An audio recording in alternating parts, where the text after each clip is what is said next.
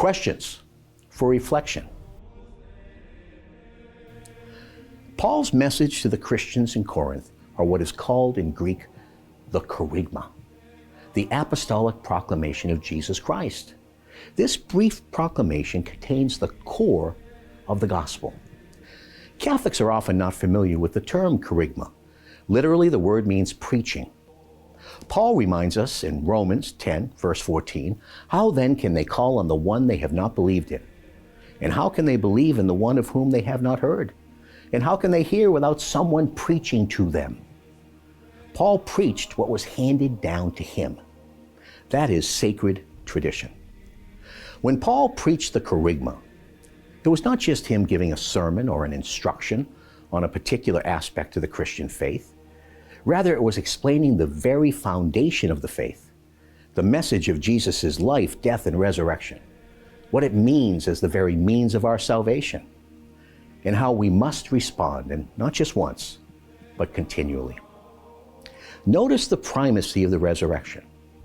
To be an apostle, one must have been a witness to the resurrection. Paul was, but as he says, out of the ordinary course. Jesus appeared to Paul after he had been raised in that encounter on the Damascus road. How often do we hear the kerygma preached or taught? How often do we share it with others? Are we witnesses of the resurrection? We can be. Jesus is alive.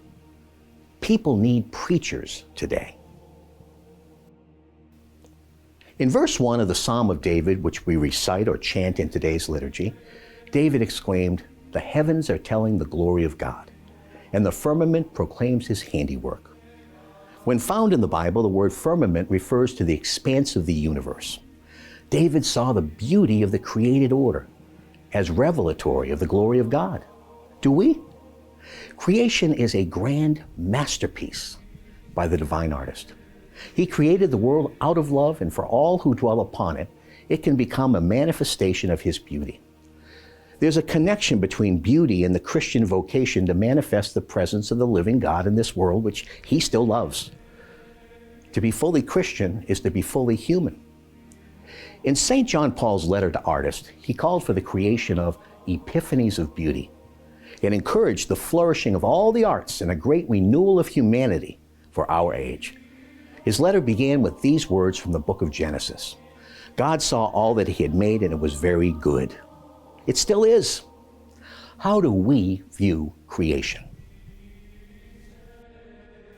The first verse of the gospel appointed for today's Holy Mass is the response Jesus gives to Thomas. Jesus had just finished telling the disciples that he is going to prepare a place for them. He says, "You know the way where I am going." Thomas says, "Lord, we don't know where you are going. How can we know the way?" Then Jesus answers, "I am the way. I am the truth and the life. No one can come to the Father except through me. If you know me, you will know my Father too. From this moment you know him and have seen him." Then we have the dialogue with Philip. Jesus the Christ explains that he fully reveals the Father. Jesus is the face of God. He's the full revelation of the Father. Wow! One cannot come into an awareness of the fullness of this revelation without the gift of faith.